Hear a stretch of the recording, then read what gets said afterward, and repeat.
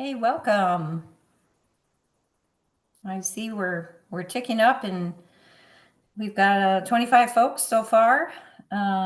If you wouldn't mind introducing yourself in the chat as you're joining, that would be wonderful. We're going to try and with over 100 people signed up, what we're going to ask is that folks keep their microphones muted and that we put the dialogue in the chat. So if you could introduce yourself in the chat, it'd be awesome.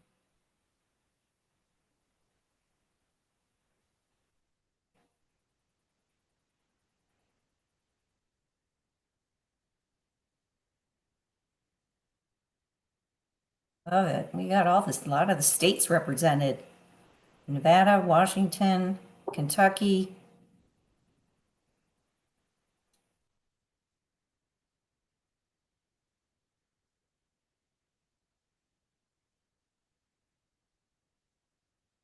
Maryland. I'm seeing some familiar names too, folks who have attended our webinars in the past. Thanks for joining again.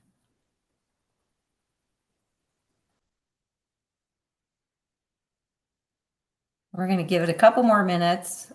Typically, I try to get to about 2/3 of who's registered. There's a lot of things come up for folks before we would get started. So if we wouldn't mind waiting a couple more minutes.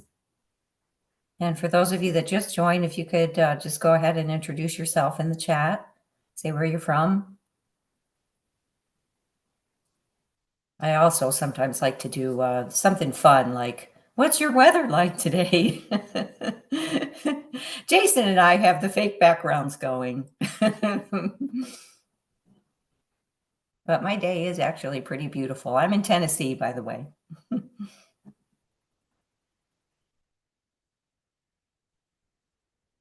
Myself am not quite on the beach, but I am in San Diego, so not far from it. Okay. And I'm in Northern California, outside Sacramento. Weather there, Jamie? Say again? What's the weather there Oh, in Sacramento? it's nice. 70s, sunny. Yeah, perfect.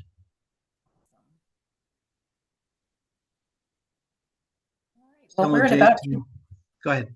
we're at about 2/3 of folks that signed up. So I'm going to go ahead since it's a couple minutes after and we can go ahead and get started, Jamie. Okay, thank you. Welcome everybody to the webinar. Thank you for joining. We do have a PDU slide towards the end of the slide deck that you can use for recording your PDU credits. The seminar or webinar is worth 2 PDU credits, as well as I believe we'll be sending out the materials along with the PDU information. Okay, let's get started here. Welcome again to the Mastering Program Success. Just to kick things off here, really I wanted to talk about the ever-changing world of IT, technologies, changing approaches to how do we do IT projects, and how that delivering these large-scale programs successfully can seem like an insurmountable challenge.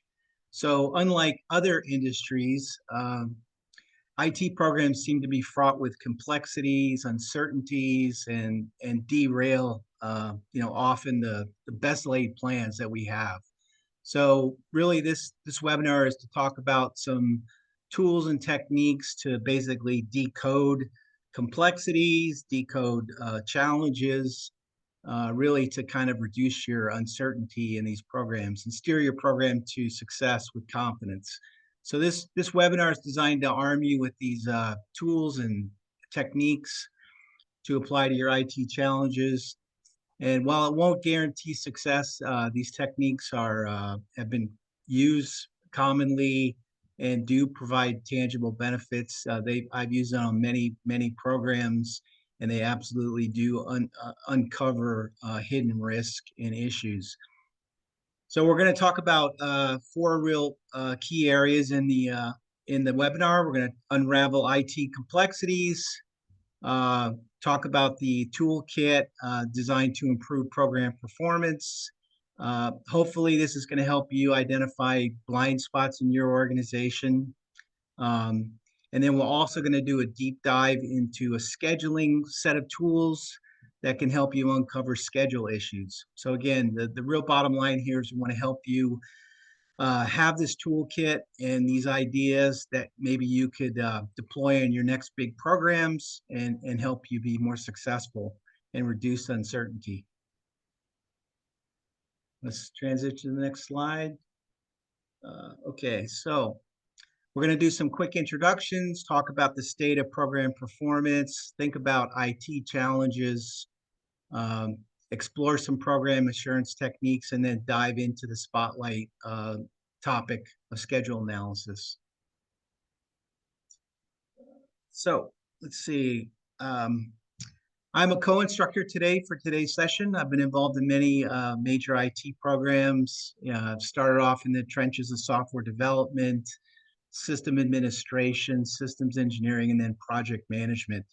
And then in the latter part of my career here, I've done a lot of program turnaround and worked on practices to help clients with program assurance. And this was a practice to really proactively prevent troubled projects and diagnose root causes of challenged projects.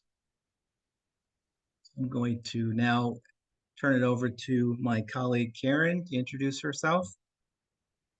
Thanks, Jamie. And I'm Chief Strategy Officer for Elion Strategies, and my passion, my focus is on enterprise transformation. And the more complex, the more fun it is for me. I'm a big picture systems thinker. I love to come alongside of, I'll just say, the heroes of public sector who are trying to champion very large change in their organizations. I'm trained as a transformational coach out of MIT's Center for Organizational Learning. I'm also an enterprise architect at heart. I'm a geek. I love data. And so I've been very much focused lately on leading an independent advisory team for a $2 billion child welfare digital transformation effort with a very complex vendor ecosystem and a very complex delivery system, if you will, a federated model with 58 counties and tribes that will be implementing the system. So very much focused on proactive program assurance and really increasing stakeholder adoption for very large state projects. And I will. Do you want me to introduce Jason, or am I introducing Elion next? It looks like I'm introducing Elion next. Okay, thank you. So Elion, the company, we are leaders, very well known for our transformation program management. And we have been focused using enterprise architecture, if you will, coupled with some other standard frameworks and really tailoring them based on the transformation that your organization is envisioning. And so we have infused our practice with AI capabilities. So I'll just say superpowering our consultants. We are classified as a small business in California. And so as a small, though, I'll say we're small and mighty.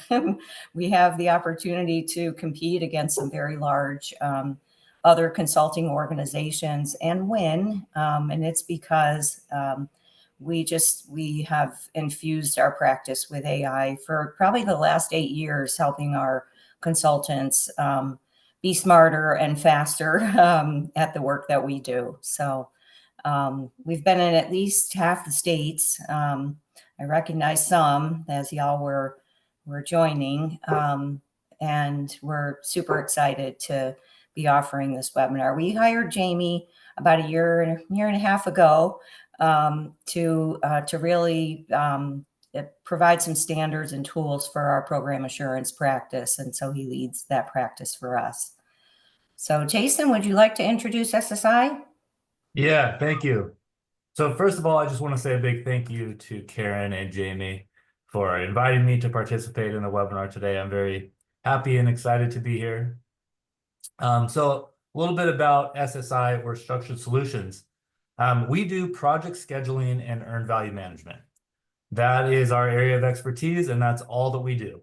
So the name SSI Tools is actually the name of our software that is an add-in to Microsoft Project. So we'll be talking more about that, and I'm actually going to be doing a demonstration of the SSI Tools a little bit later on.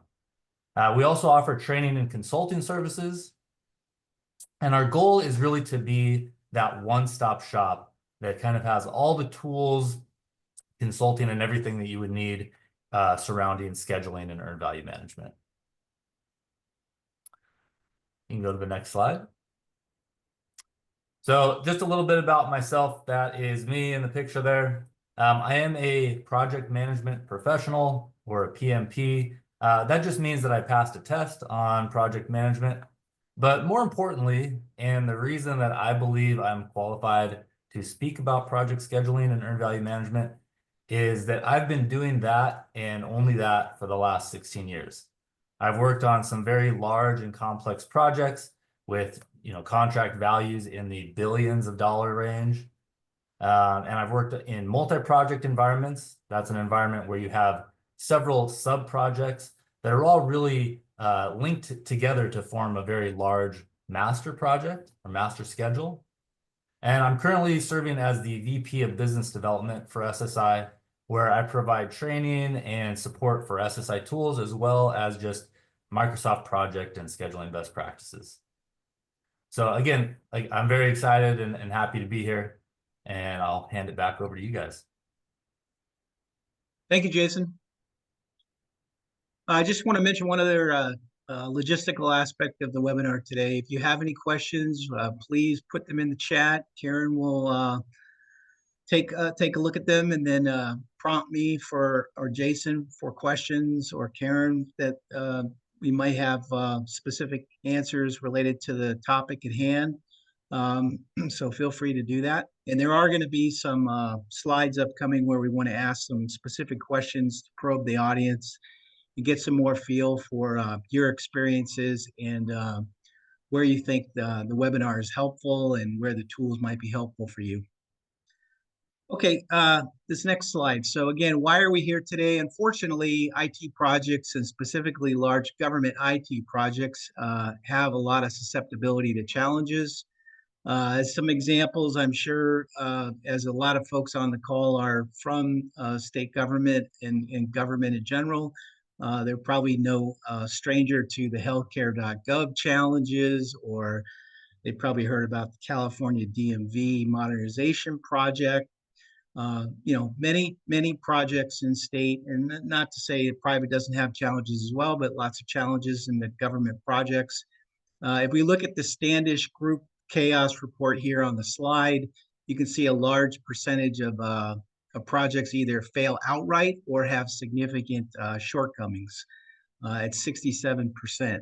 So the Standish Group is a great resource. It helps gather and analyze IT project failures through a methodology of surveys and interviews and data collection from a wide range of industries and projects. And there are, as you can imagine, there are both obvious and less obvious impacts of project failure that we need to recognize. Why it's problematic to have these type of projects.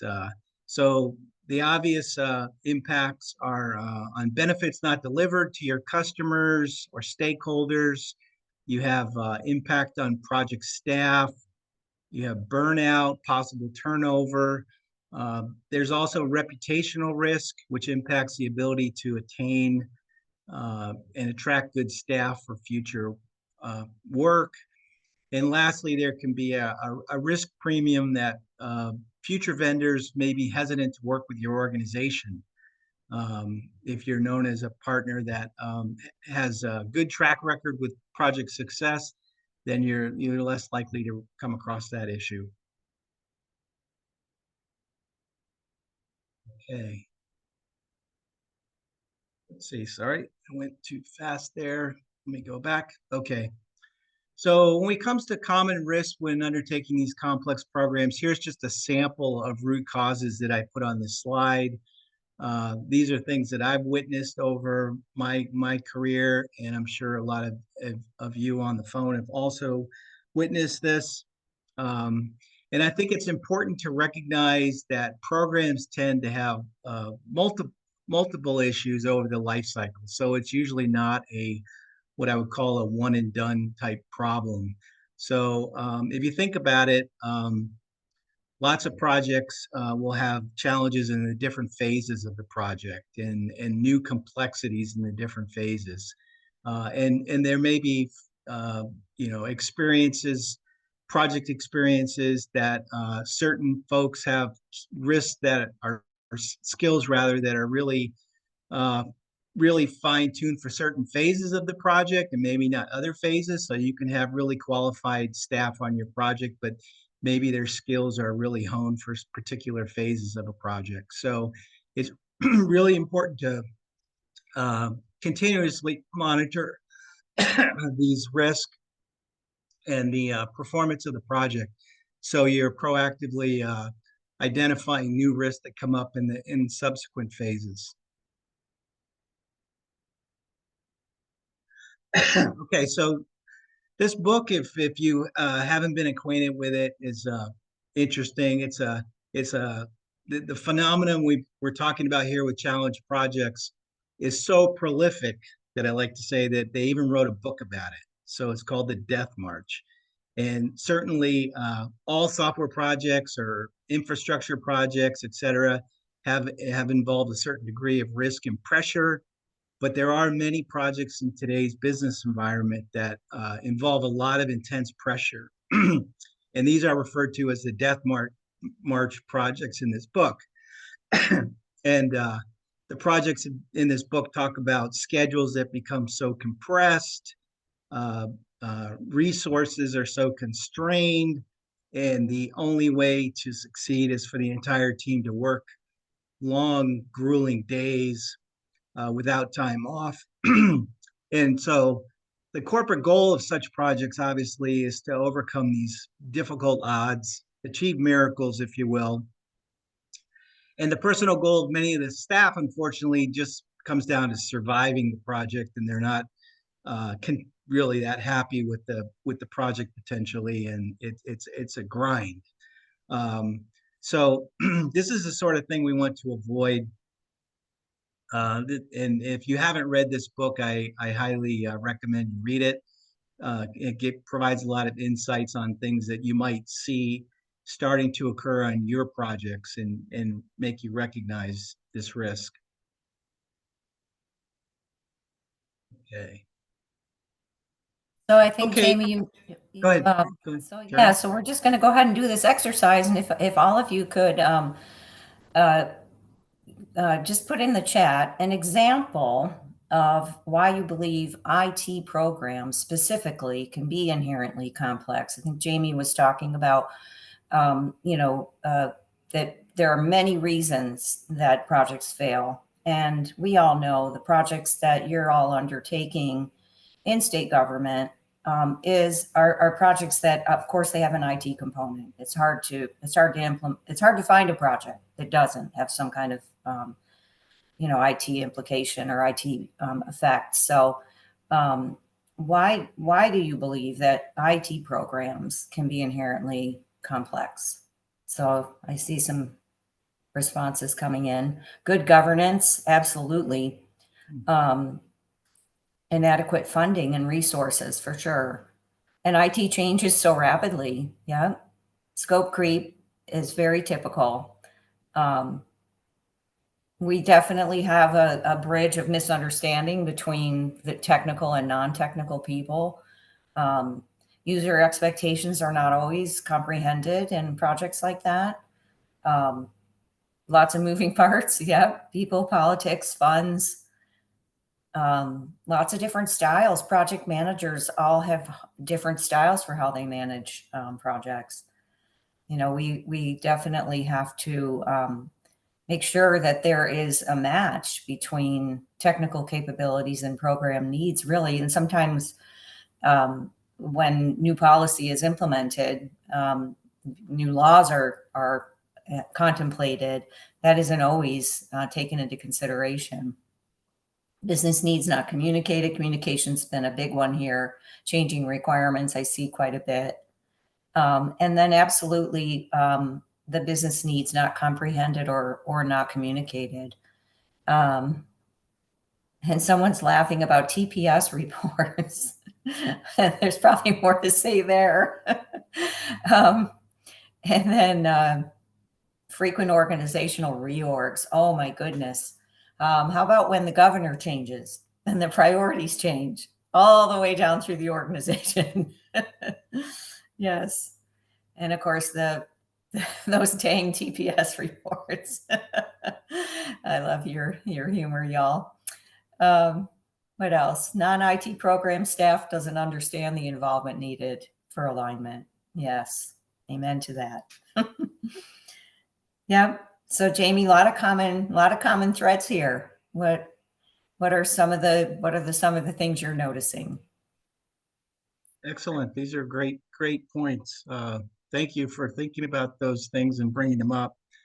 I'm going to quickly, before we go into the list of complexities that I wanted to walk through based on my career and experience, I wanted to just mention something about program assurance, terminology here.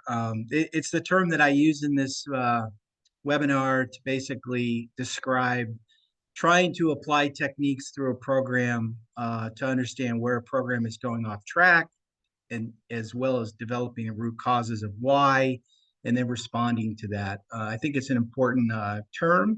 I also think that quite often no one's armed with this responsibility, which is a problem in itself.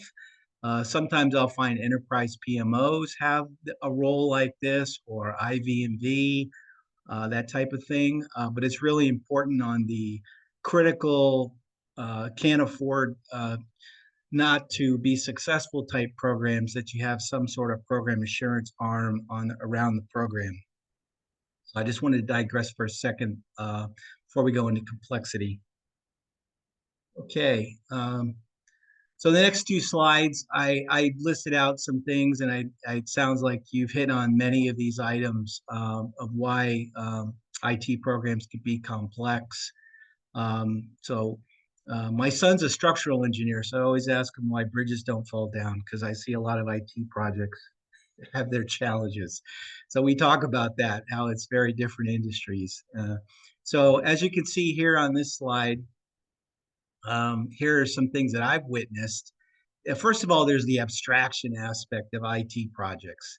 We tend to start with these broad goals, and we don't have the detailed specifications up front.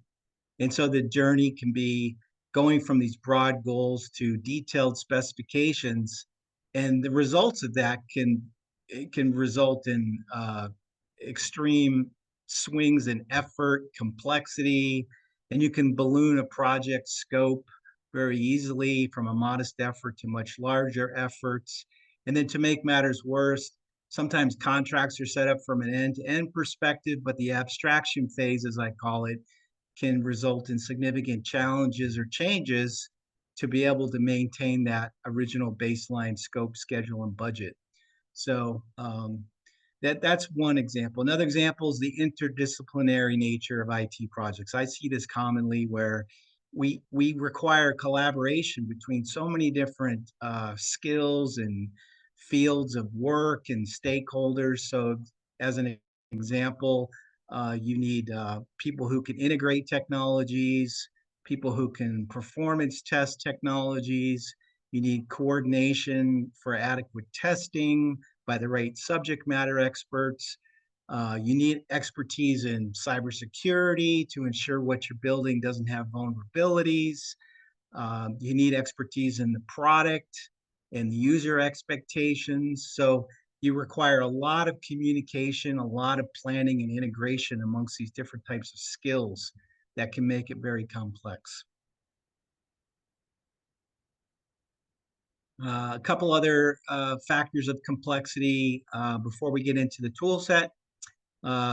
how many people have had challenges with legacy systems? It could be trying to understand the legacy data, understand the internal logic and the workings of the legacy systems.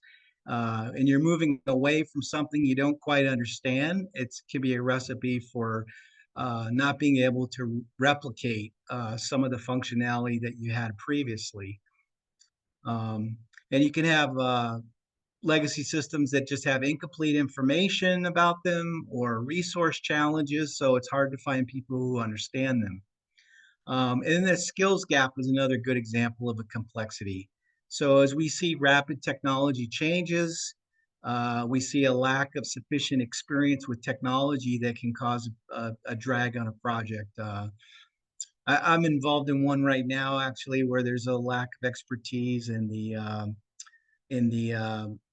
network technologies, and that's causing us to have some challenges in terms of integration. And you can have new software that arrives, but it hasn't been performance tested, and then your project can be the first to discover issues. As an example of that, I was involved in a large program at Disney, and we had a stack of products for a business warehouse, and that stack was unique on the planet. Nobody, as we did more research on it, we discovered nobody had that exact stack with those exact version of software together. So we were having significant reliability issues with that stack. So those are just some more examples of things that can drive complexity. Okay, so we're going to now talk about the tool chest of techniques that I alluded to in the beginning of the webinar. And then once we've gone through the tools, we'll have Jason take us through a deep dive of his scheduling tools. Let's see here. Okay, the first tool is a complexity scan. So it makes a lot of sense to start with the complexity scan after having talked about complexity. So how many folks have had, situations where they really didn't understand the complexity of the program prior to starting it, and have a real honest discussion around the maturity of your organization to manage this complexity and try and develop some sort of risk mitigation plans? I would imagine it happens quite often. So this complexity scan is a tool set that is easily put together. It's something that Elion can help with very easily. As you can see at the bottom, we have these spider diagrams that show you some examples of some of the things that we would evaluate. I call this the size matters assessment, because a lot of times it's size. It could be team size, it could be the development requirements and the volume of them. These things can drive complexity quite often. So sometimes it's really around size. So the real point of this tool set that we have is to look critically at your project complexity. And it seems obvious, but you'd be surprised by how often this is overlooked. For example, a project with newer technologies should probably have a more robust performance testing phase, as I alluded to from the previous example with the unique stack of products. A project with high volume of required interfaces or integrations with existing systems should probably have more time for design and testing of those integrations. So really, it's a candid way to document and understand and agree on the complexity of a project, and then come up with risk mitigations to ensure that your project is going to try and manage those, knowing that you're walking into something complex.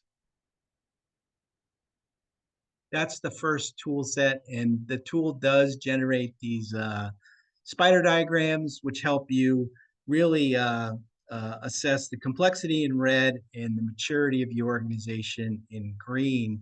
And basically, it's a questionnaire, and the questionnaire can be what I've found is it's useful for virtually all the projects that I've ever been involved in.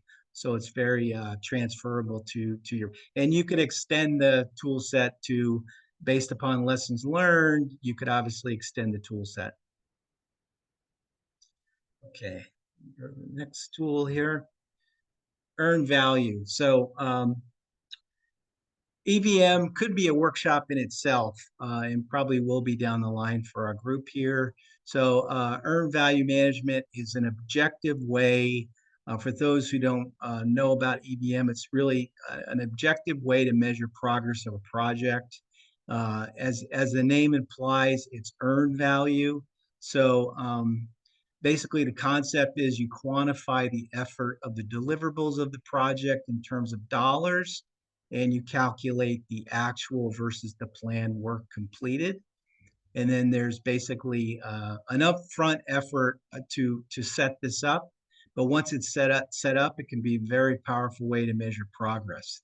And so for high value projects where you can't afford to fail, this is a very objective way to evaluate your schedule performance, your budget performance, and know where you are. And this is a technique we're using at the Child Welfare Project in California to measure monthly performance of the schedule and the budget, and really have ability to dial into where are we behind on deliverables, where are we on schedule versus ahead on deliverables. So this is a great technique. The federal government uses it a lot, and many states as well. So I'd encourage you, if you have large high value programs, to think about employing this technique. Okay, the next one is, I call it IGCE, for independent government cost estimation. So this is where you typically rely on third-party vendors for cost estimates on your project, and invariably a lot of big programs will end up with work order authorizations that are related to change orders, and you're a bit at the mercy of the vendor's cost estimates. So what this is really about having an independent evaluation of those cost estimates. And aside from the obvious benefit of another independent estimate, it can really, what I find when I've used this technique, we've uncovered a misunderstanding on scope between the different parties. So it can really help when vendors are involved in this work and it's not always crystal clear, which vendor is going to do which portion of the work, or it's not really clear what the scope of the work is. So it provides a benefit to be able to have an independent evaluation, and come up with an estimate that you can quantify and compare to vendors' estimates. So when I suggest this type of thing to be done at the part of the program when you're negotiating new contracts, initial contracts, and ongoing as work orders come up on the program, or when the project is rebaselined for any reason. And one way to avoid this becoming overly complex, the technique that we've used and the programs I've been involved in is we have independent estimates that are just trying to be within plus or minus 10%. So if you're within plus or minus 10% to the vendor's estimate, then you basically give a pass. If there's a wider gap, then you basically have discussions with the vendor to try to understand why there's the difference. And it could be that there's a misunderstanding of scope, or it could be many other things. Some cases I've seen on the project that we've done this, that the scope is misunderstood, and the vendor basically had the wrong assumptions, and digging into those assumptions and really kind of going back and looking at those assumptions, they've changed their estimates. Okay, this next tool is what I call a risk state diagnostic, and I call it the trust but verify tool set. So some EPMOs I've worked with have built these, and I've built these as well. But basically, it's what does a good program look like? What are the expectations around what good looks like? what does good look like from a risk management standpoint on the program? The tooling and the processes around risk management, or schedule management or cost management. So basically the different dimensions of the program typically align with PMI knowledge areas. You would have standard what good looks like, what your expectations are, and basically use this tool set to evaluate the program to identify potential gaps, issues, risks that may not be on the surface. And so we've all seen projects where reporting does not provide a realistic picture until it's too late. So this tool set can definitely be helpful to uncover things in a timely fashion. So really, this is about having a tried and proven set of expectations to uncover the true performance of the project. And this tool set can be easily developed in something, again, that can be reused on all your projects.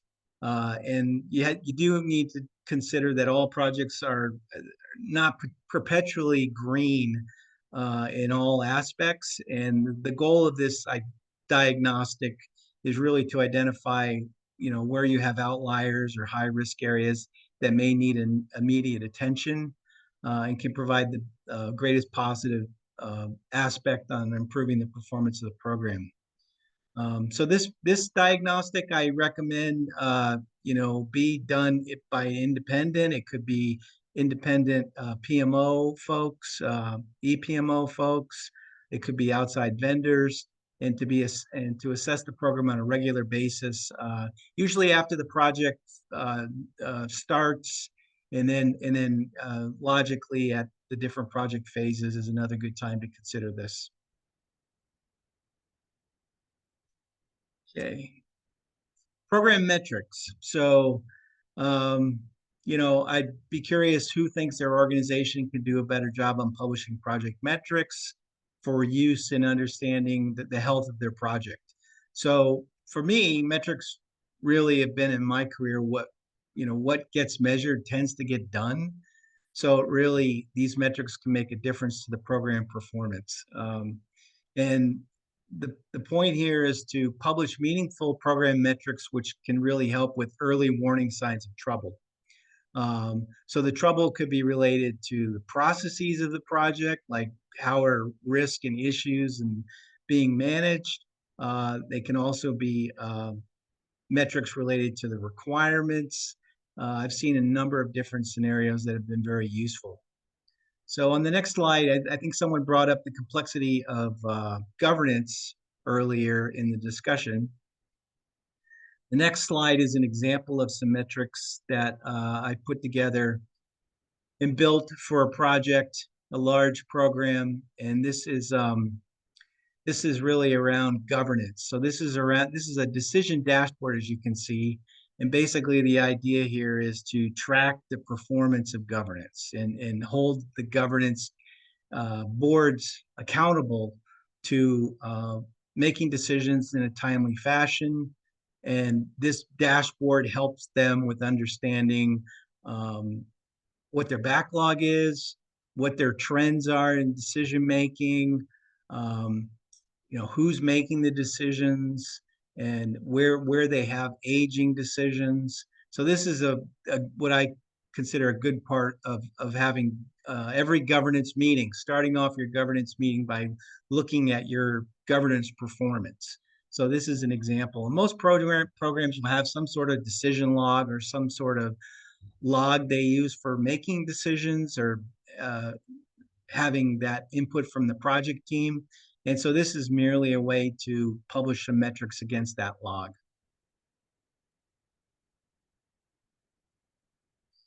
Okay, the next tool set is related to stage gates. So I guess the question I have there is how many folks have worked on a project where design is still occurring at the time of go live?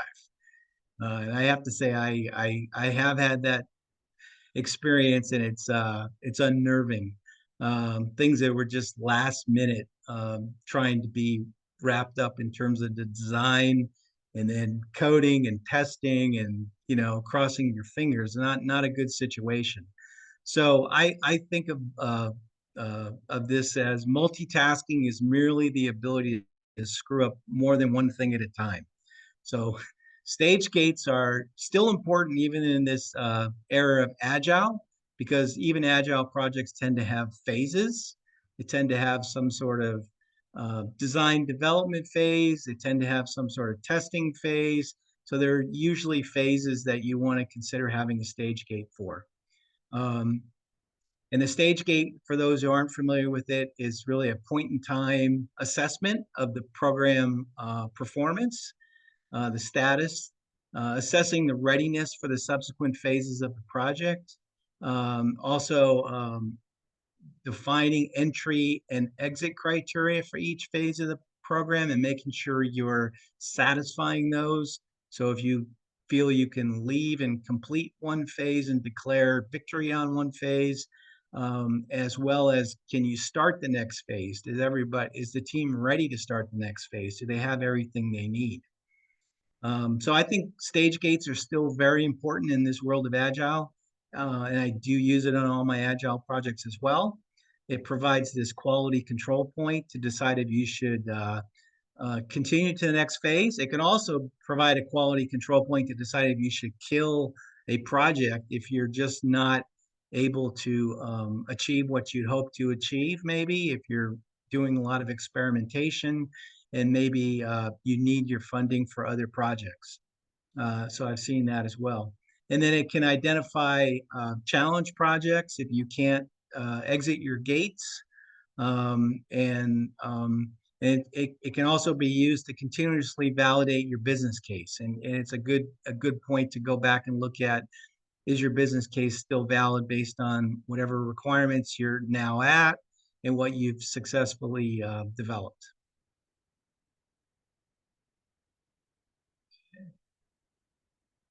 Okay, this last tool I wanted to go through was what I call the Go Live Readiness tool.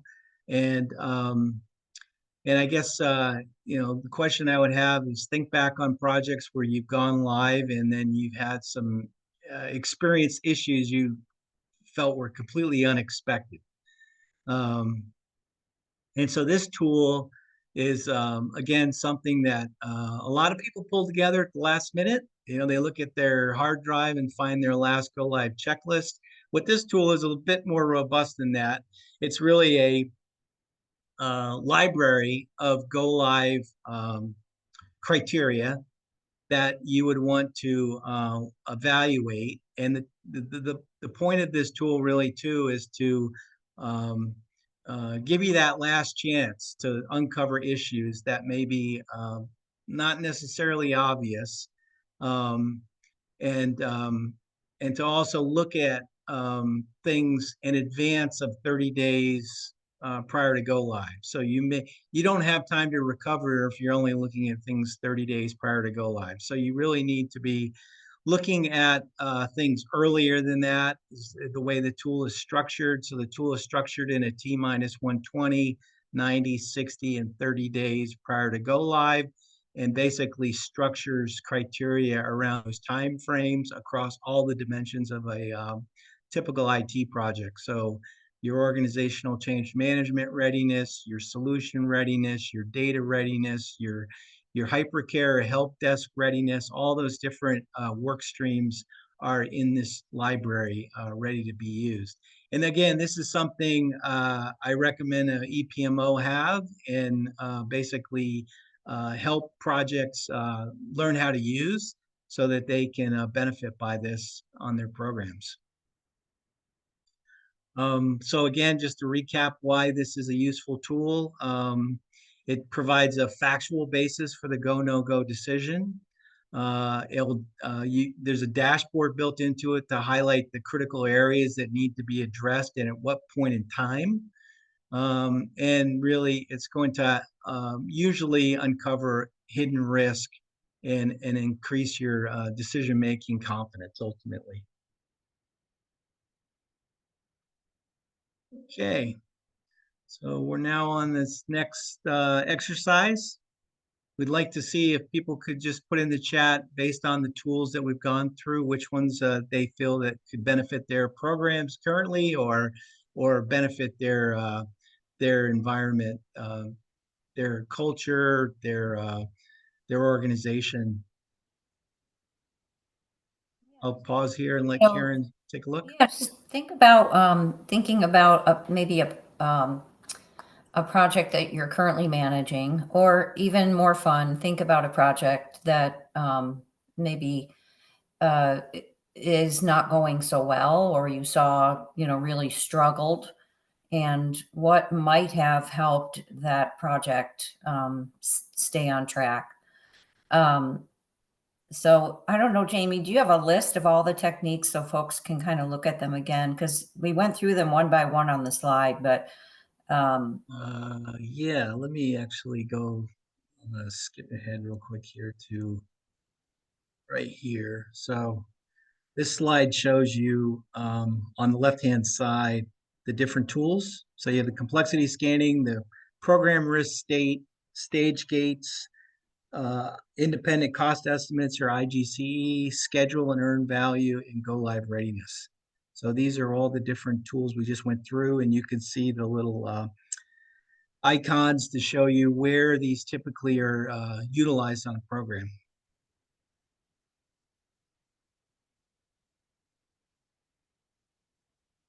And obviously, if people have tools that they've used that they have had good experience with, we'd love to hear about your suggested tools and experiences.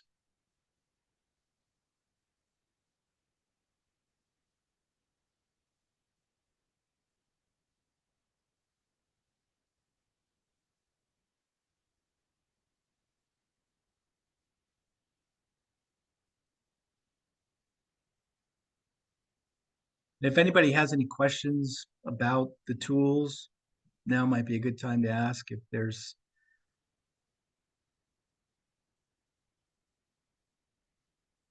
got a few. I think folks are really thinking about it, Jamie. It's a deep question, right?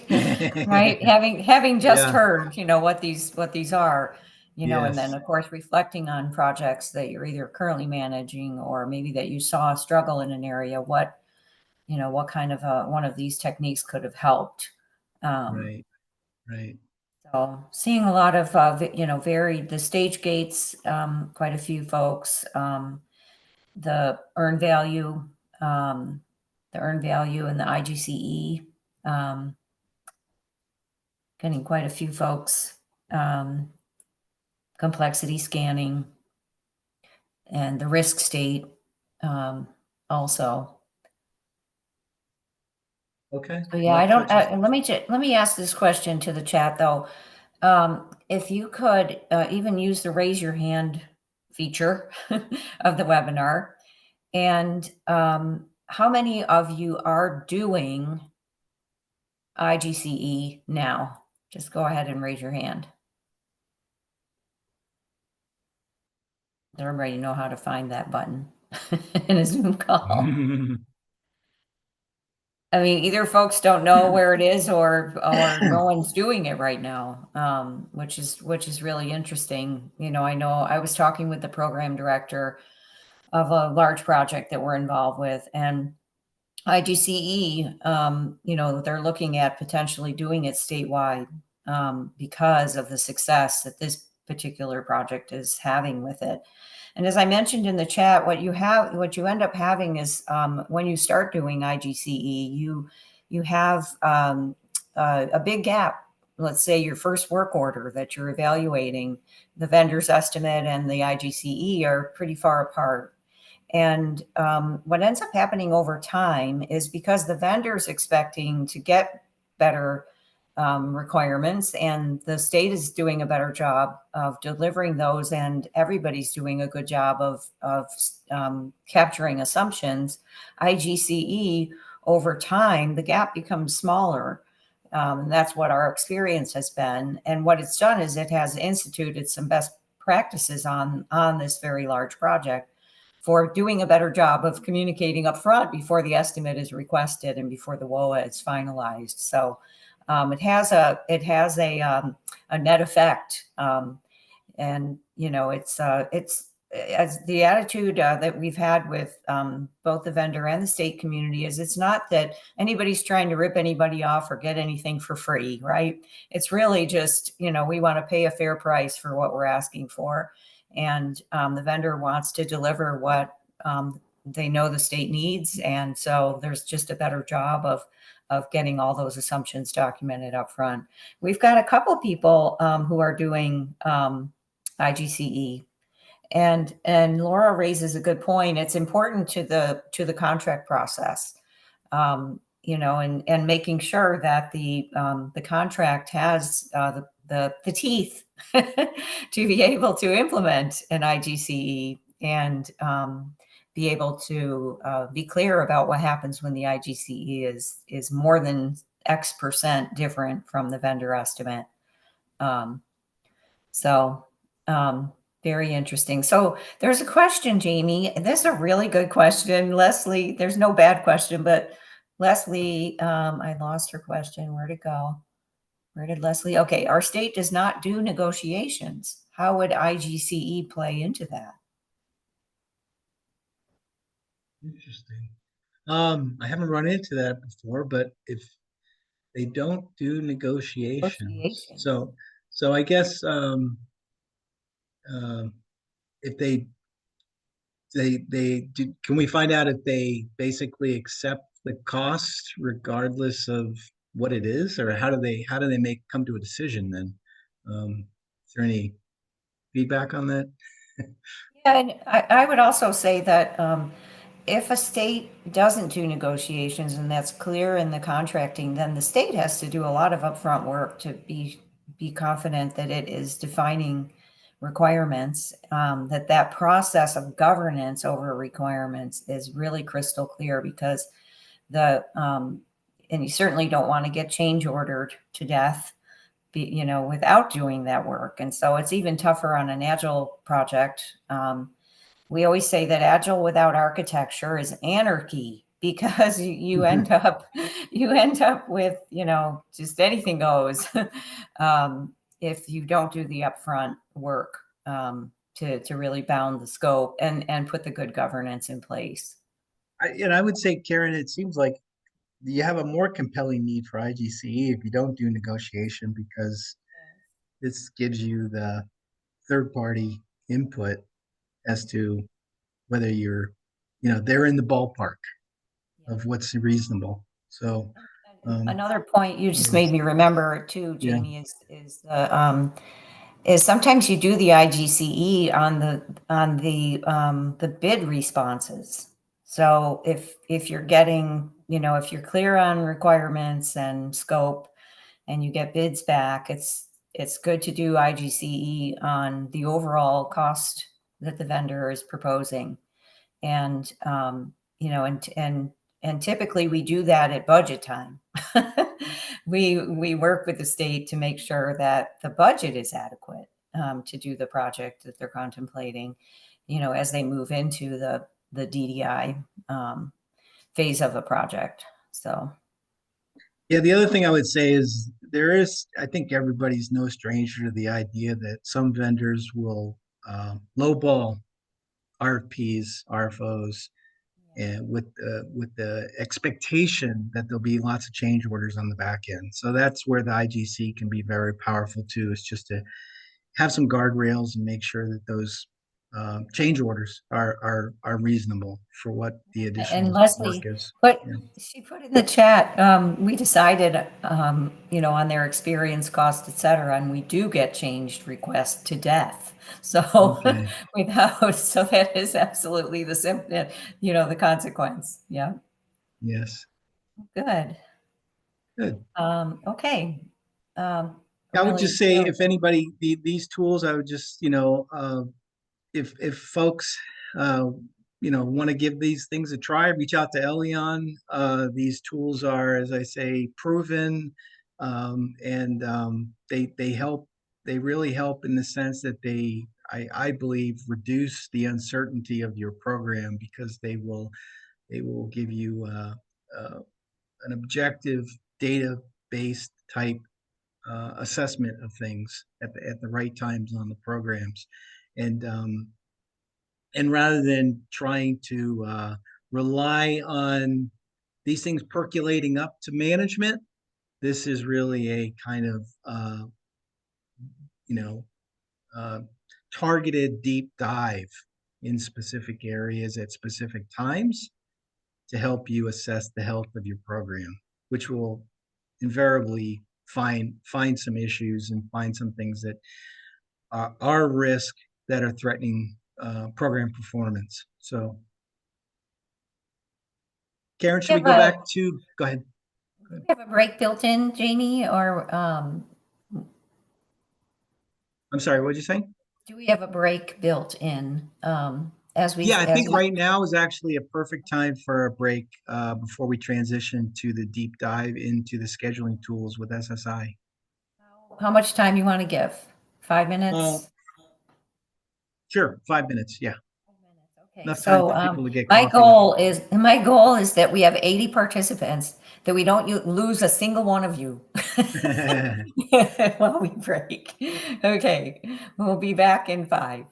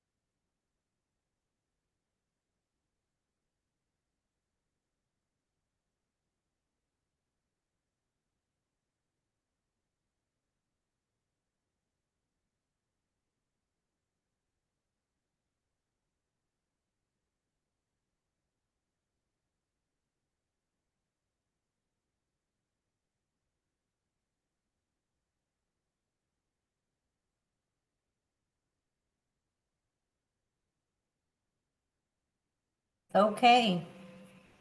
I think we're at the top of the hour, All right, sounds whatever good. time zone you're in. Go Mhm. ahead and get started Go again. ahead, Jason. All right. There's actually a couple slides before this one, Jamie, if you could move Yep. up a few slides. Okay. Yep. Sorry about that. Let's That's all right. see here. Right There here, we go. right? That's the first one. That's the first one. Yep. All right. Well, hello again, everyone. My name is Jason. I'm with SSI. And today I'm going to be talking to you about your project schedule quality and all the things to watch out for when developing and maintaining your project schedule so that the dates and the data that you get out of the schedule are accurate and trustworthy. You'll hear this theme a lot because that's really the whole point of using a project schedule, is to get that accurate data and those dates. I'll also have the opportunity to demonstrate how you can make the whole process of working with a Microsoft project schedule much more efficient using the SSI Tools software that I mentioned before. But I wanted to quickly just let anybody know who maybe hasn't heard of Structured Solutions or SSI Tools, just give you a little bit more background and let you know that we do have some credibility. All right, we are recognized as experts in this field by the Project Management Institute, or PMI, as well as the College of Performance Management. If you've heard of that PMP certification that I have, that's something that's given through PMI. And we do a series of webinars every single month, about 10 hours, that are approved for PDUs or those professional development units for your continuing education for certifications like those PMP and others. Structured Solutions has been around for over 30 years. We have over 700 projects that have used our products or services, $50 billion plus in contract value that has been won with the help of SSI Tools. We currently have over 100 unique clients. And some of the key projects that we're involved with or have been involved in the past are listed there on the right side of the slide. So as you can see, we're involved in a lot of different industries, from aerospace and defense to IT to healthcare and even construction. You can move down one slide, Jamie.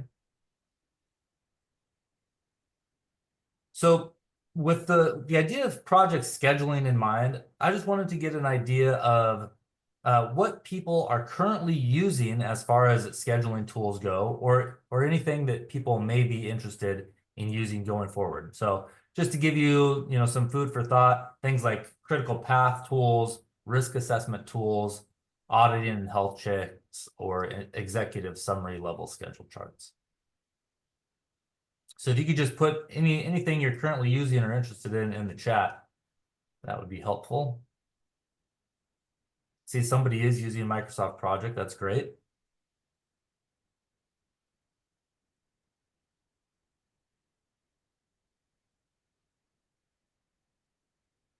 Okay, fantastic. I do see several Microsoft projects. Somebody's using Project Server, which is just an online environment.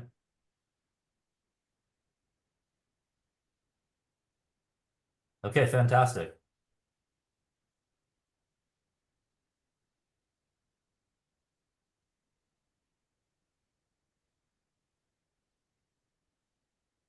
All right, so let's talk about schedule quality and why it's important.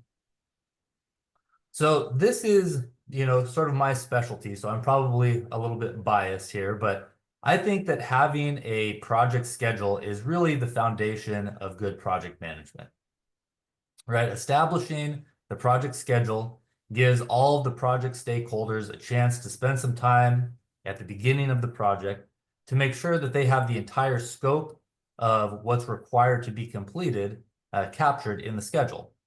They can put durations on all of their tasks or activities and link them up with predecessors and successors, and that will give them a timeline of the entire period of performance of their project. They could even add resources to the schedule to come up with a headcount report, or if they have rates assigned to those resources, it would even allow them to see a time-phased budget for their project all within the schedule. So how do we ensure a high quality schedule? Well, first of all, this step of setting up the schedule needs to be a collaborative process where all the stakeholders are involved and they commit to what they're responsible for getting done, right? There's that commitment aspect that is just absolutely essential. It's also vital to ensure that the schedule is free of any issues that could cause the dates that come out of it to be untrustworthy, like we talked about before. And we'll look into some things that could cause that to happen. Having the right tools, like SSI tools, can make the process of checking for these issues and doing other analyses on the schedule a lot more efficient and easier, sort of avoid that human error element. We can run things called a schedule risk assessment to add in some buffer or schedule margin and ensure the likelihood of getting things done when we say we will. We can, make sure that we're going to get things done on time. So in terms of how to use the schedule to manage your project, well, the first and foremost thing is you must set a baseline, right? The baseline is that agreed and committed to plan from all the stakeholders. Then as the project is executed, we can track our progress against that baseline, and we can understand the variances from that original plan.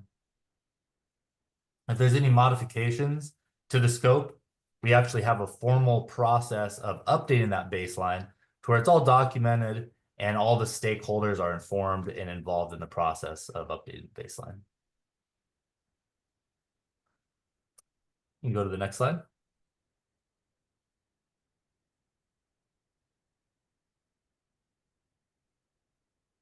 So I hope everybody that mentioned earlier that they are using or have used Microsoft Project has had good experiences. But I can tell you that, Microsoft Project is a bit of a tricky tool, right? It's a technical tool. It can be incredibly useful if it's used correctly, and you get a lot of powerful data from your project. But in order to get that accurate and powerful data, you have to make sure that your project schedule is set up correctly. So I want to just give you a real world example of why doing these quality checks on your schedule is so important. So back in 2012, my company received an email with a subject line that said urgent. There was a request for an independent quality analysis of a very large integrated master schedule for an IT project because the test and integration events were constantly being missed, even though the schedule showed that these events were on track right up until they were missed. So the government customer had lost confidence in the schedule and in the future dates. And this was a very, publicly visible project that would be embarrassing if these dates were not met. So when we actually looked at the schedule, it was really easy to identify what was causing these dates to be missed. And it was because hundreds of tasks in the schedule had scheduled finish dates that were before the status date of the project, yet they were not marked 100% complete. We asked why this condition existed, and we were told that this was how the project was identifying their late tasks. So, of course, the problem with this is if you're not updating your tasks with realistic dates, you're not seeing the downstream impacts of those late tasks and how they're affecting things like the go live date or other important milestones in the schedule. And their response to that was, oh, well, that go live date, that's fixed in stone and it will, never be delayed. We never want to show a delay on that. Well, this is a disastrous example of how having invalid status in your schedule can cause the dates in the schedule to become unreliable and untrustworthy. In the case of this, again, real world example, they did go live on that specific date, that go live date that couldn't move. And it was a very big, public embarrassment. And, a lot of things that should have been completed by that go live date were not completed in time. So again, hopefully this has never happened to you.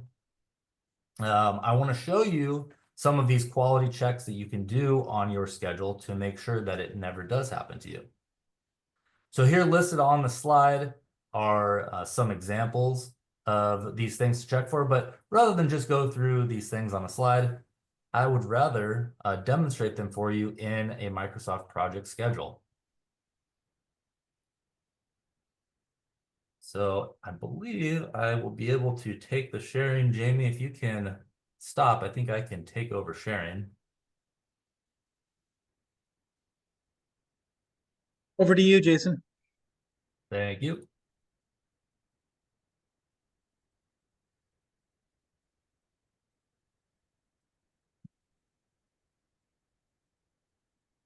All right.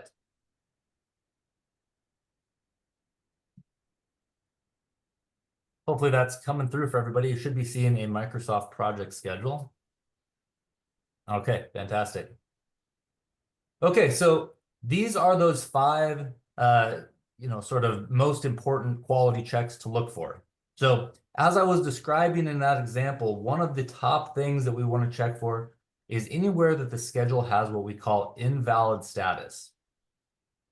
So as you can see in my just very simple example here, I have a schedule where I've got just 3 tasks. I have the website development task, a website launch prep, and then a milestone that's representing the date of the website launch.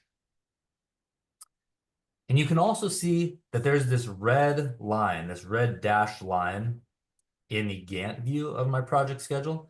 This is what's referred to as the status date in Microsoft Project.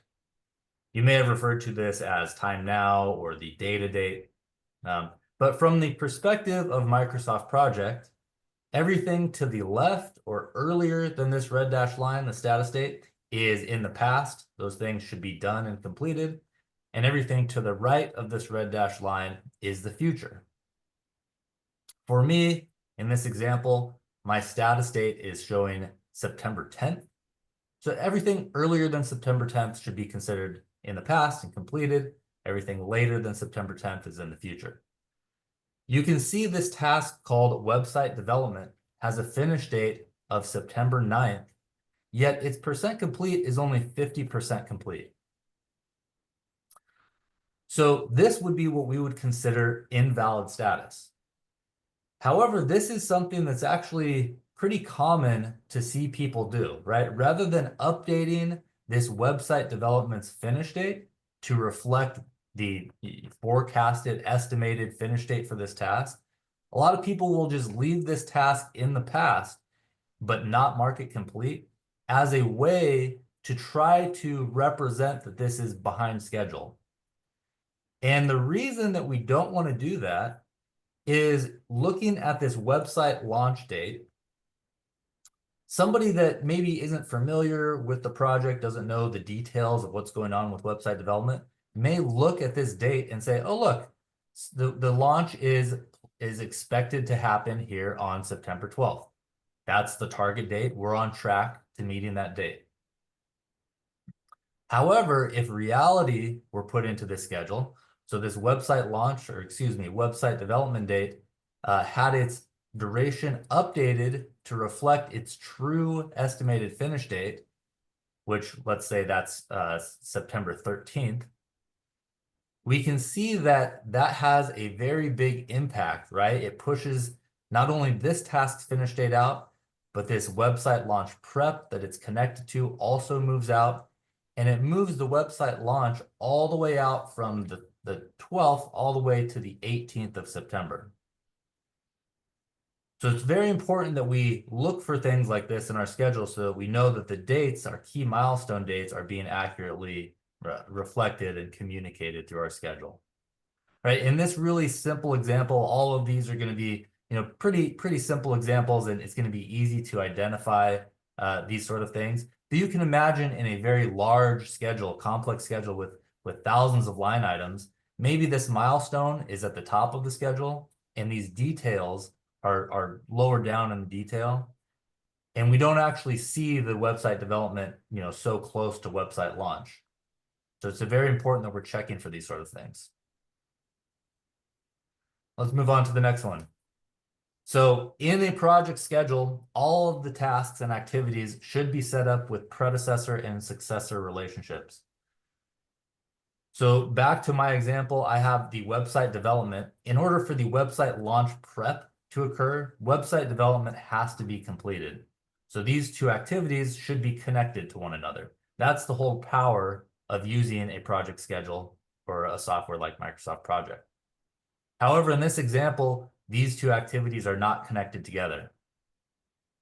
So just like we saw before, we may be looking at this milestone seeing, okay, website launch is planning and scheduled to happen on the 12th. But if we update the website development, right, it looks like that website launch is still going to happen on the 12th. However, what should really be happening is these two activities should be connected.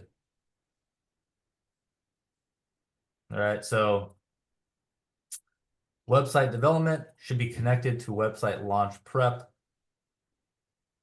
And when I do that, we see the true website launch date would actually not be able to happen until the 17th of September. So just like we talked about before, it's really important that we're checking for these missing dependencies in order to have reliable and trustworthy dates coming out of our schedule.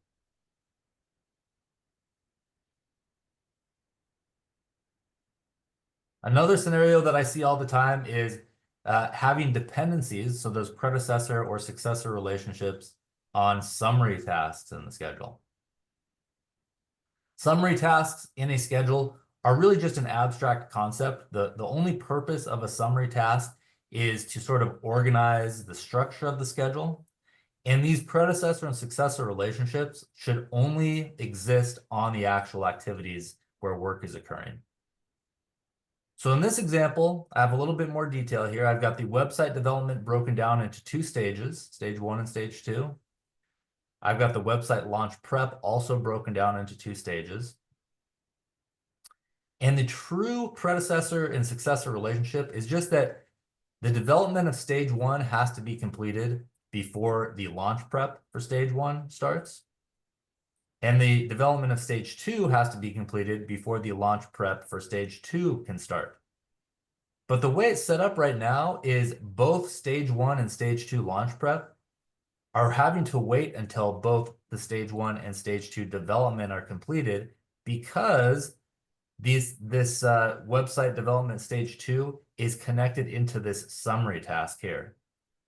So in this case, we're actually showing the date later than it needs to be, right? If I removed this successor from the summary, we see we actually are able to bring in the website launch prep for stage 1 so that it starts earlier. Website launch prep stage 2 can then also start earlier, and it actually accelerates our website launch from about 3 days from where it was before. So that goes both ways. These sort of quality checks can cause the dates in the schedule to be inaccurate if by having the schedule be later than it actually needs to be, or it could be reflecting the date as earlier than it actually needs to be.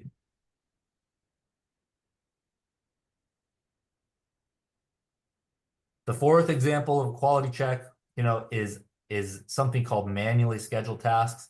If you're familiar with Microsoft Project, you'll probably be familiar with what I mean when I say manually scheduled tasks.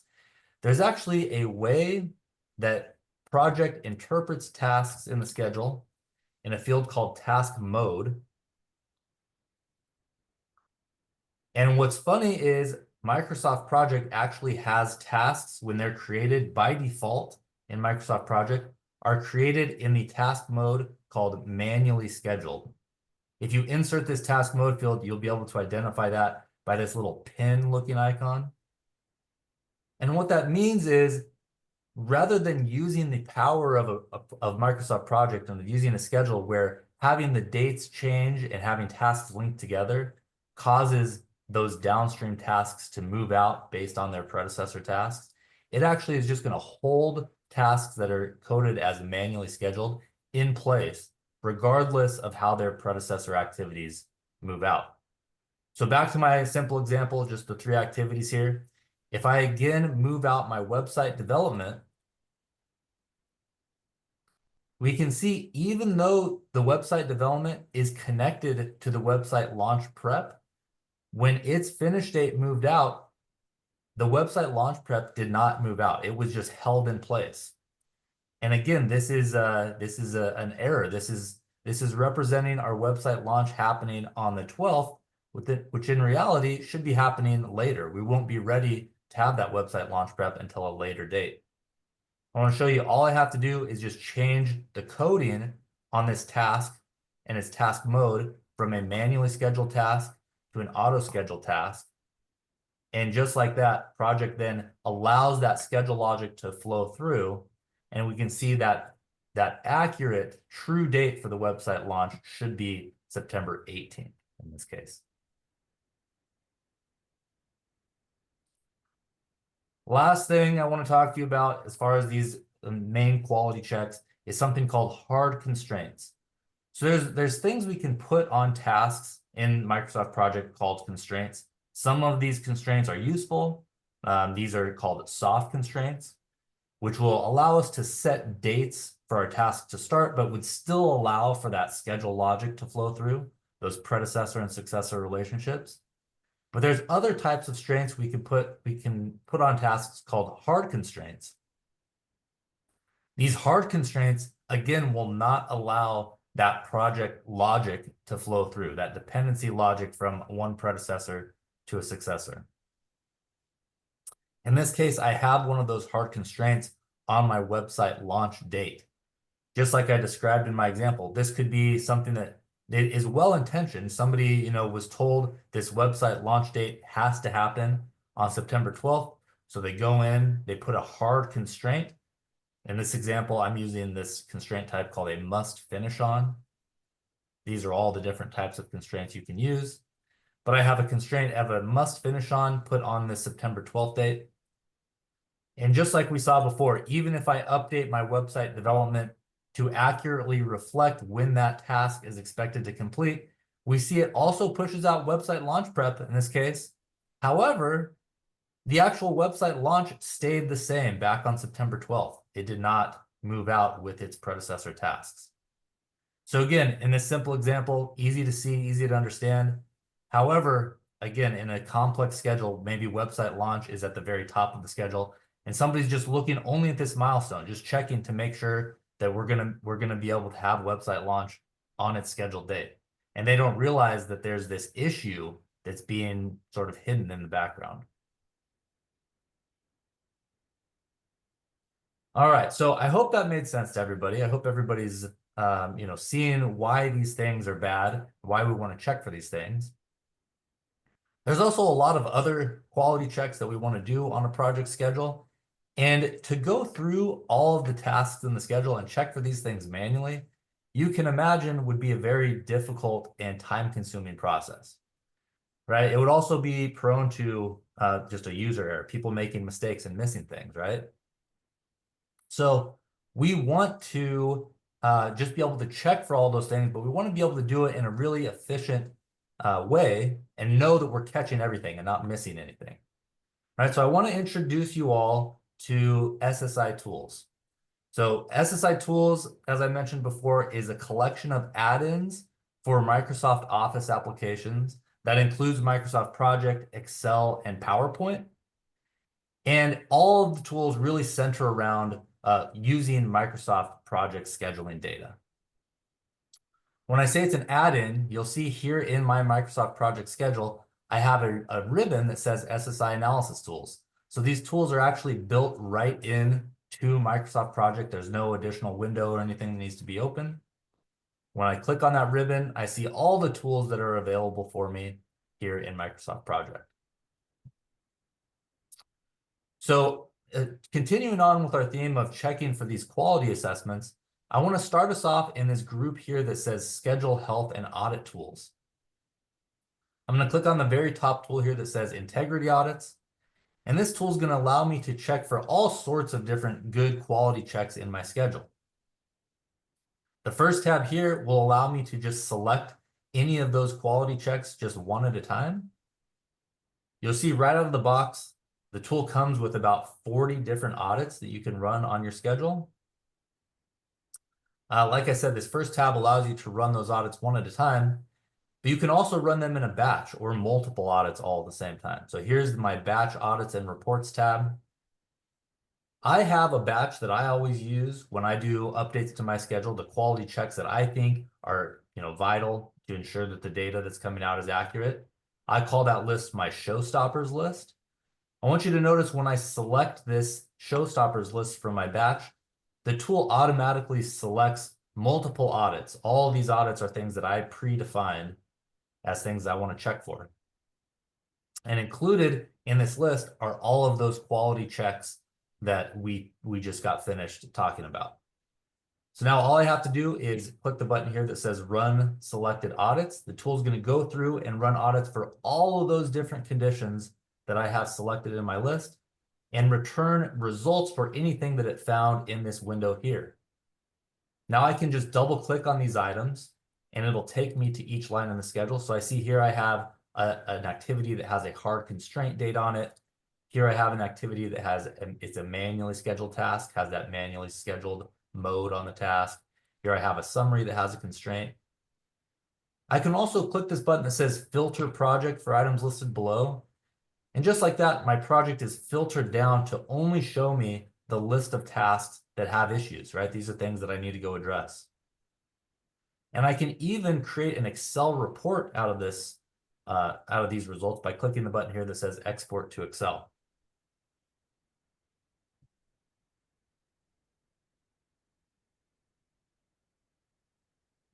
Here's my Excel report. So this is the list of audits that I just ran.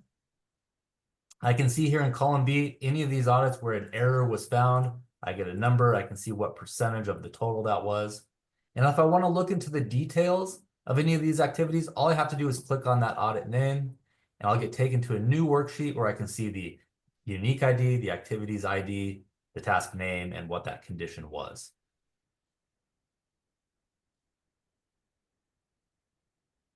So like I mentioned, really helpful to be able to just run all of these audits, know I'm getting all of the results, and can do that with just a simple click of a couple buttons.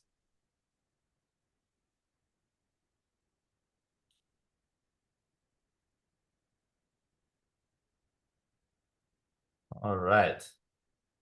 There's a lot more to the tool than just those health and audit tools. One of our most popular tool groups is this one here on the far left side, the dependency analysis tools group.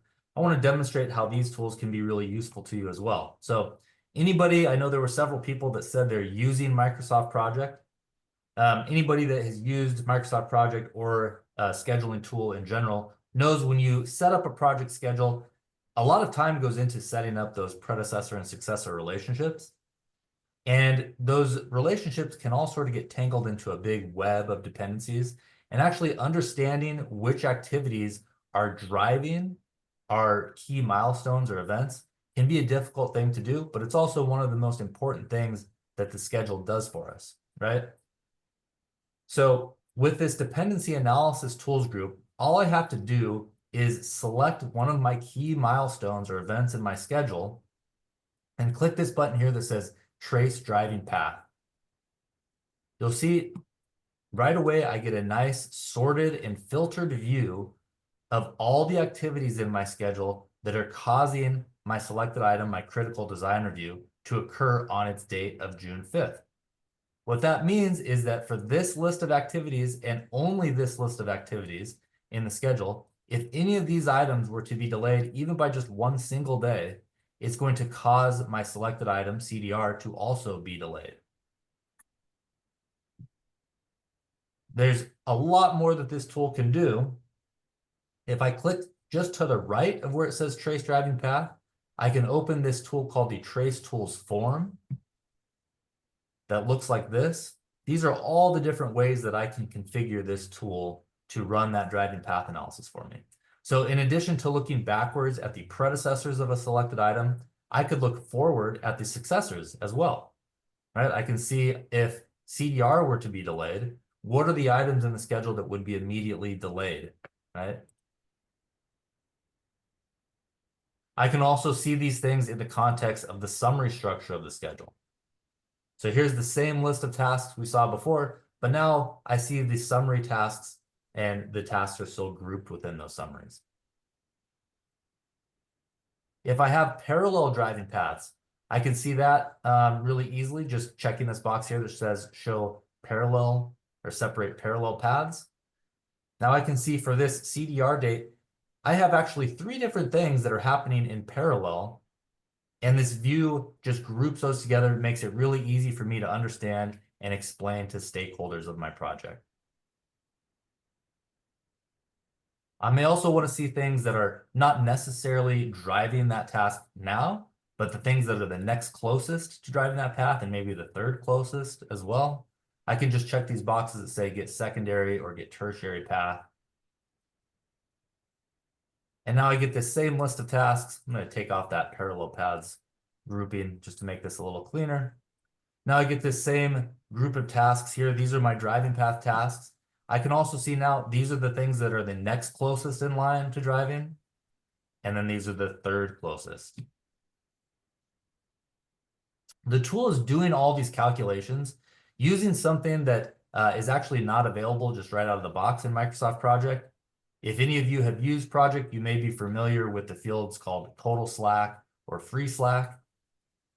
SSI Tools does not use those fields. It's using a calculation that it's making called the driving slack.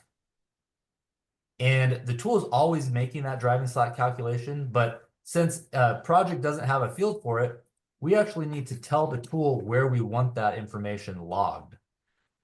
We can do that using this logging option here in the middle of the tool. I can set up my driving slack value to be logged in my number 2 field in Microsoft Project. Now when I actually go to insert that number 2 field and I run my analysis, I'm going to get some really powerful information. Right now I can see for all my activities that are considered driving my critical design review, they all have a driving slack value of 0, which means if any of these activities are delayed at all, it causes CDR to move out. My secondary driving path group has a value of 5. That means these activities could be delayed up to 5 days before they begin to push out CDR. And this tertiary group has a value of 10. So these activities could be delayed 10 days. So Jason, we have Jason, we have a question. Thanks, Karen. Yeah, I was yes. just looking at that. Yep. So go ahead. So let me address that. So the tool will allow you to run that driving path analysis to any activity in the schedule. So it could be one of your key milestones. It could be just a task somewhere in your schedule. Or when you use the term critical path, technically what critical path means is it's the longest chain of events to the very end of your schedule, right? So the tool will calculate that for you as well. If you just simply select the very last activity in your schedule, for me, that's this receive authority to operate activity. I can keep the secondary and tertiary options selected if I wanted to, or I could remove them. But all I have to do now is run that driving path analysis to that very last activity. And just like that, I see what would be considered the critical path for my project to the very end of the project schedule.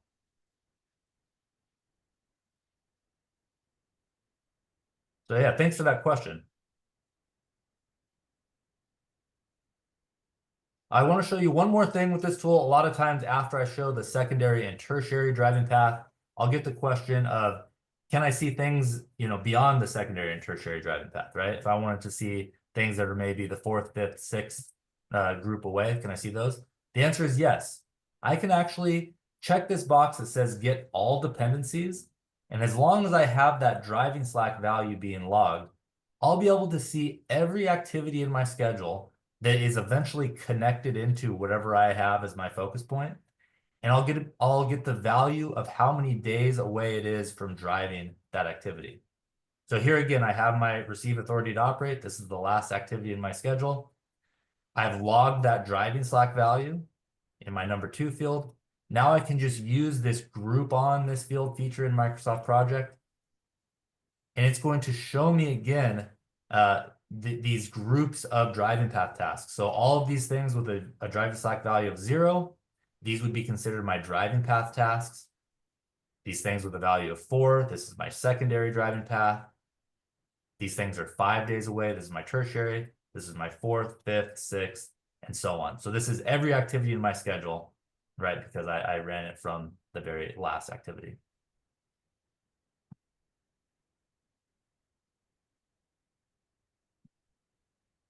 All right, again, I want to show you one other tool in this dependency analysis group.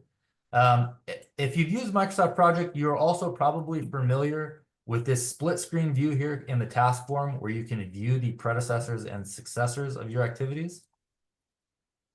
You know, this field is nice. It has, some valuable information. It's helpful for us, but it does leave a lot to be desired, right? For one, we're limited in the number of fields that we can see. All I can see here is the ID of my predecessor or successor, its name, the relationship type, and whether or not there's a lag on that activity. And specifically looking at an activity like this one, where I have 10 different predecessors that are on this activity, I have no way of knowing just by looking at this list which of these predecessors is driving it or how far away any of the others are, right? So for all of those reasons, we created this dependency tracer tool, which you can just think of as an enhanced version of that task form predecessor and successor view. The first thing I want to draw your attention to is right here in the predecessor list, I have this driving slack column. So this driving slack is going to be calculated for you whether or not you've run that trace driving path tool. And it's going to sort the list of predecessors from the least to most amount of driving slack. So I can just look immediately at this list of predecessors, and just by seeing that the driving slack value is 0 on these first two, I can know that these two activities are driving my selected item here. I can also see this is 5 days away, these are 10 days away, these are 15, and so on. You'll also notice that I have the start and finish field now in this view. There's actually, after the driving slack field, 5 available customizable fields that you can add into this view. All I have to do is click on this little gear icon, and it's going to open another form for me where I can select those additional fields. So by default, start and finish are in there. Personally, I like having start and finish in the view, but if you wanted to change those, you can just click the arrow and choose any of your task fields to add into this view. I'll keep start and finish in there, but maybe I also want to add in the contact field and the % complete field. I'll just click Save Settings, and you'll see now right in that predecessor and successor view, I have not only the start and finish dates, but also the contact and the % complete field right at my fingertips. Navigating around between these activities is as simple as just double clicking on the predecessor or successor name. You see, it's just jumping me right to that line in the schedule. And then if I wanted to sort of step through each of these activities one at a time, that's what the filter and add to view buttons do for me. So if I click filter, it's going to filter my view down to just my selected activity and its immediate predecessor. Now I can go to that predecessor and add its predecessor into the view. And you can see I'm just sort of building the driving path for this activity one item at a time.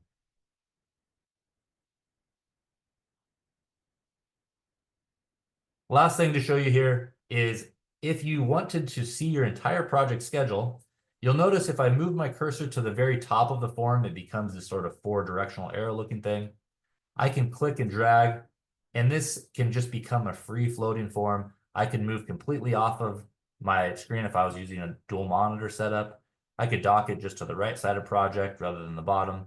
So a lot of flexibility with how you want to have the dependency tracer displayed.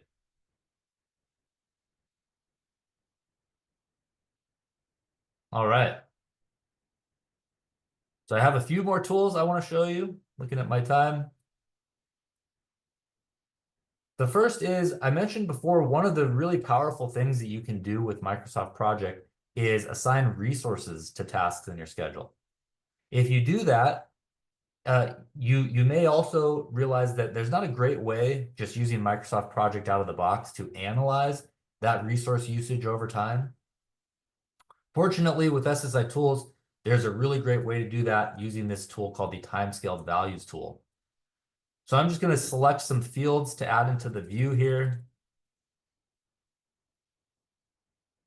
I'm going to get the work types of resources for all tasks. I'm going to tell the tool to create a pivot table for me. And now I'm just going to extract that data from my schedule.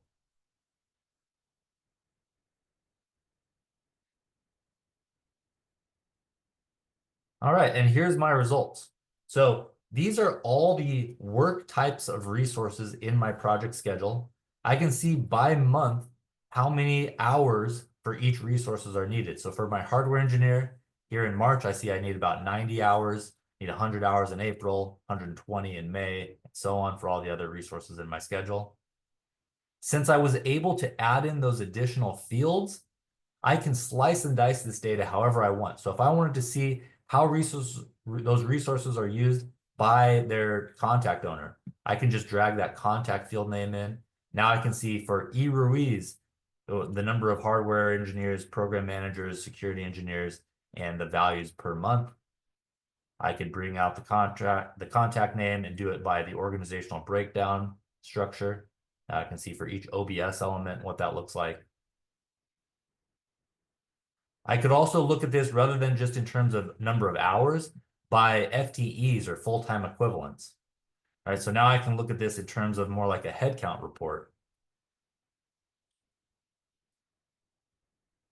rather than just hours. I can also bring in a chart. So if I wanted to create one of those sort of headcount charts with this data, I can do that really easily. You can just swap some fields around. And now, just like that, there is my headcount profile for my project. If I was a good project manager, this is something I might look at and say, you know, I have a bit of a spike here in March. Maybe I can move some of the activities happening in March out to April, and another spike here in May. Maybe I can spread these activities over June, July, and August and sort of flatten out this headcount profile, make it a little bit more achievable. So again, this is a really, really powerful tool. If you're using resources in your schedule, I highly recommend.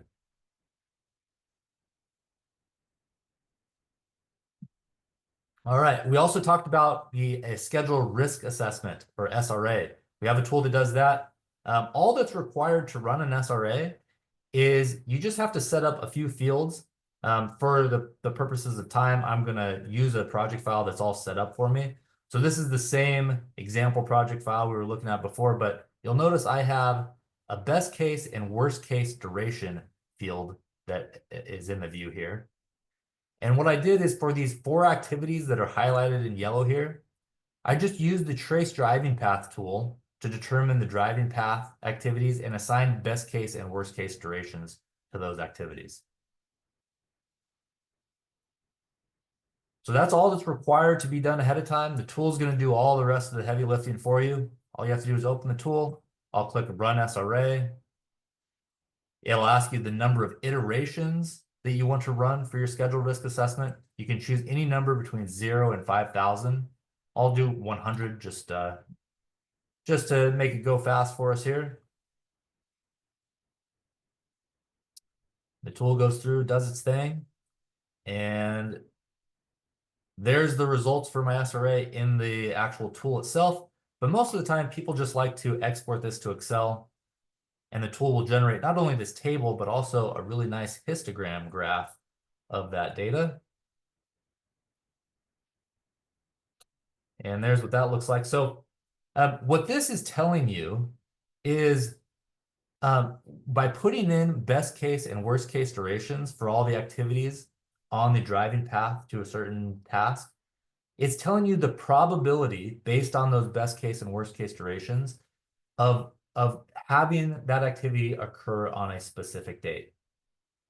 So for this example, I'm looking at the test readiness review activity. It was scheduled to happen on July 25th, but based on its best case and worst case durations, the probability of it actually occurring on July 25th is 70%.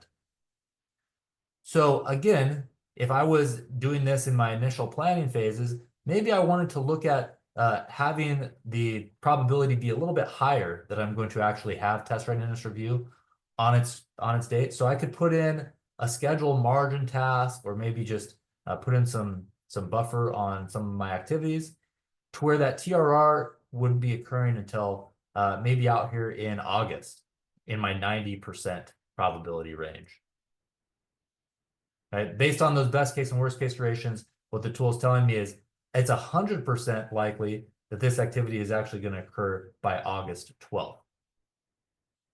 I can see that displayed in this chart here. All of those individual probabilities are represented by these blue bars, and my cumulative probability is represented by this orange line. So if you've ever run an SRA or were required to do SRAs on your project before, you're probably familiar with this histogram graph. This is what most people are interested in seeing.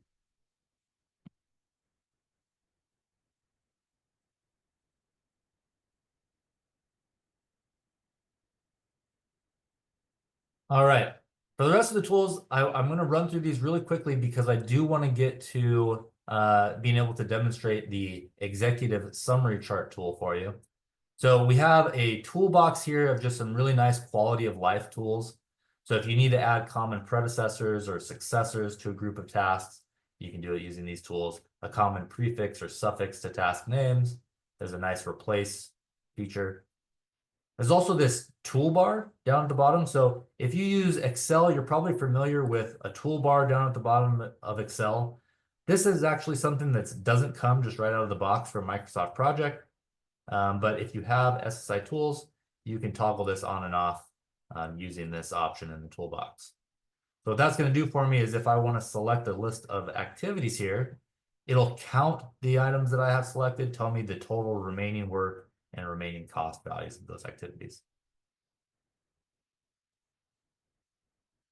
I have a schedule sanitizer, so if you need to remove any sensitive information from your schedule, you can set that all up here and then just run a sanitization at the end of each reporting period, and the tool will go through and remove the sensitive information from whatever fields you've identified. We have some performance reporting tools. So you can do some earned value reporting just right out of Microsoft Project using these tools. Or you can do a little bit more simple reporting just based on the number of tasks that were scheduled to baseline versus the number that actually have completed or are forecasted to be completed. So something that looks sort of like this.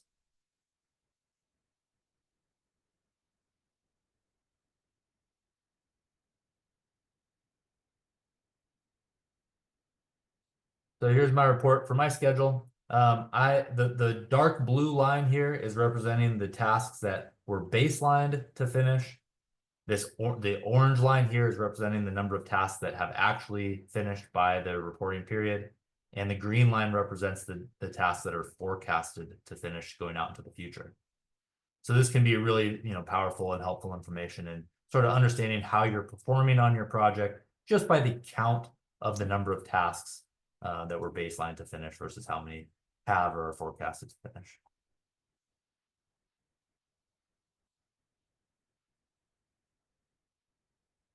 I also have some tools that help me when working in a multi-project environment. I mentioned this earlier, but by multi-project environment, I mean you're working in an environment where you have several sub-projects that are all actually connected together. They have interdependencies between them. They're all part of one big master project. Working in these types of environments has some nuances to it. There's a way to do it using the linked method in Microsoft Project. If you've ever tried to do that before, you would know, and I'll tell you that there are a lot of issues that come with that. And using this multi-project tool group here will allow you to work in those types of environments without having to actually link the projects to their source data files. So it's going to avoid all of the issues that typically come with working in those types of environments. I also have a group of tools here that allows you to record changes that you make in a project schedule and then import them into a later version of the project schedule. So to give you a real world example of where that might be useful, if you're working in a very large project file with, say, a team of people, you know that Microsoft Project doesn't allow multiple users to go in and make updates to the schedule at the same time. However, using this tool, one person could go into the live file and make some updates, and another person or group of people could go into an offline copy, make their updates and record their updates. And then when they get access to the live file, go and import those changes back into the live file. So, using the tool that way, you could effectively have multiple users editing a Microsoft project schedule at the same time. You can imagine what a huge time savings that could be.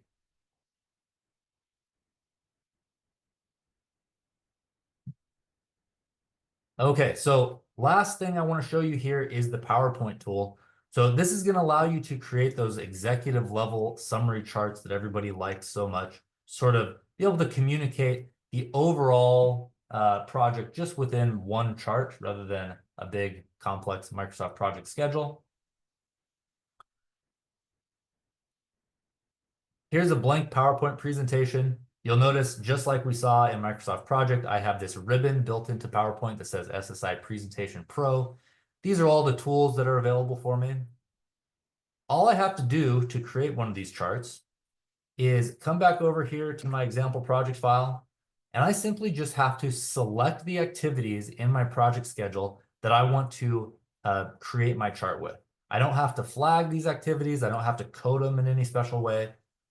All I have to do is simply just select them. So I'm going to select my key milestones here and all these different phases. And then at the end, include some of the actual activities, the tasks leading up to the end of the schedule here. So I've made my selection. That's all I have to do over here in project. Now I'm going to go to PowerPoint, and creating one of these charts can be as simple as just clicking one button here, button that says import shapes. The tool is going to go through. It's going to create a timeline for me based on the period of performance of those activities that I had selected. And just like that, there is my summary schedule. You can also see the tool created these legends for the different types of activities. It's really easy to customize the look and feel of these charts. For example, if you don't like the color or style of one of these activities, personally, I don't love this orange color for my summary activities. All I have to do is update the style of my summary activity here in PowerPoint. I'm going to choose this sort of green color here. And now I'm going to click the button here that says update shapes and match legend styles. And just like that, all of those summary shapes updated to match the style of my summary legend down here at the bottom.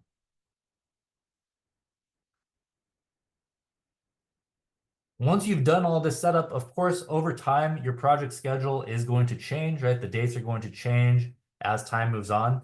And you don't want to have to recreate these charts every single time your project schedule changes. But that's no problem at all with SSI tools. I'm going to add a date onto my preliminary design review just to make it obvious that these dates are updating. So currently PDR is happening on May 13th, 2025. I'm gonna go back to my project file. You can see there's the May 13th date, and I'm gonna update this to have PDR not occur until June 2nd. You can see not only did PDR move out, but it caused sort of a cascading effect, and all the activities after PDR also moved out. We can see all the detailed activities in my schedule moved out as well. So now the activities on my chart and the activities in Microsoft Project aren't in sync. But as I said, that's no problem at all with SSI tools. All you have to do is click the button here that says update shapes. The tool is going to go read those new dates and update all the shapes here in my chart to match up with where they should be on the timeline according to their new dates. So you can see PDR updated to now show June 2nd, and all these other activities moved out to where they should be according to the schedule. So I'm really just barely scratching the surface with all the different things that this tool can do. I want to just quickly show you some examples just to give you a little flavor of some of the ways that you can, stylize these charts. Here I have a chart where I've added in some swim lanes. We can see the different phases of the project, the design phase, the implementation phase. I have some of those critical path charts where we have the connecting lines like you would see in Microsoft Project with dates. You can see each of these charts are stylized with their legends being just a little bit different. I can put in reference activities so I can see where my milestones have shifted from their original plan or their deadline dates. These charts can be as complex as you want them to be. And the great thing about this tool is all these shapes that the charts are created with are just simple Microsoft project shapes. So anything you could do with the Microsoft project shape, or excuse me, PowerPoint shape, you can do with the shapes that the tool is creating here for you. So if you wanted to, stylize these with, some special effects, some gradients or lines or dots or something like that, you could do that. If you want to do some call outs and draw some arrows and have them, just snap into place like they normally would, all those things are going to happen for you just like you would normally expect in PowerPoint. Just a couple more examples. Oh, I do see a hand up, Karen. Yeah, Jamie and Jason, we're at 4 minutes to the end of the webinar. Yeah, thank you. Yeah, I would like to just have Jamie jump in and go ahead and do our concluding. What are the next steps? And while he's doing that, I would invite everybody. Thank you for everybody that stayed to the very end. And I would invite you to put in the chat topics that you would like to see. We are doing these every quarter. And I would actually, beyond that exercise, I'd like to just ask folks if they could put a topic in for next time. And we can kind of take it from there. So just put into the chat anything that you feel we should be covering the next time we, have this webinar. And yes, you are going to get a copy of the presentation, Barbara, along with the, if you could go to the very last slide, Jamie, So basically, before the upcoming webinars, there's a chart that talks about the PDUs and what they're going to actually get. So if you could go back a slide. Oh, this one. Yep. This one, yep. So, so obviously I think folks are interested in reporting the PDUs. So this is basically how you would do it. And this slide will be in the deck that you get. And then you can go ahead and go to the last slide, Jamie. And what we're hoping is you can just scan this QR code and you will then be brought to our website where you can actually sign up for future events. And I think everybody's impressed, Jason, with the SSI tools and how easy it is and integrated it is with both Excel and Microsoft Office and PowerPoint. And you pick topics that you highlighted. I know there's more available, but you pick topics that are really highlighted for every project manager. Has to create these things, has to perform these things that you went through, and it's really a nice tool. We selected it as kind of our first one to showcase. Because we think it's just so applicable to anyone who's managing projects. And you've stated a few times, Jason, how, you're showing the examples and they're on very simple, very obvious dependencies are demonstrated. But when you have projects for, that are, 10,000 lines, Right. It's so helpful, to be able to have these. And if you're the project manager that's reporting on the progress and identifying where, bottlenecks are and where the schedule is slipping, it's excellent for being able to do that.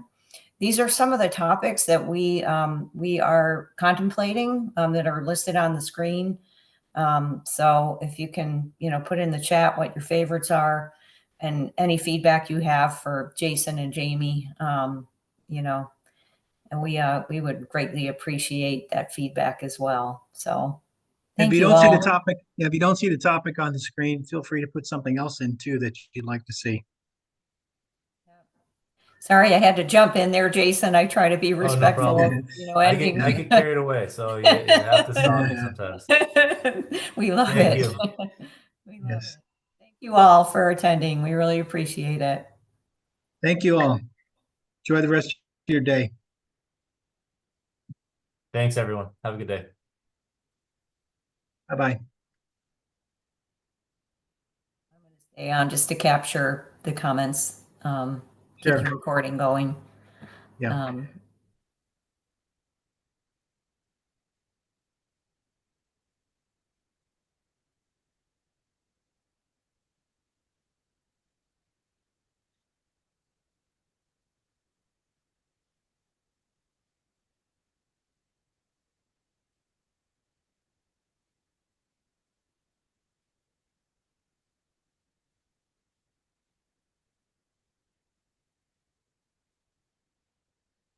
But we've got all the comments that we're going to get, so I'll go ahead and end it. And we can go ahead and get on another call and do a quick debrief. How's that sound? Sounds All good. right. Thanks, everybody. Thank you. Thanks all.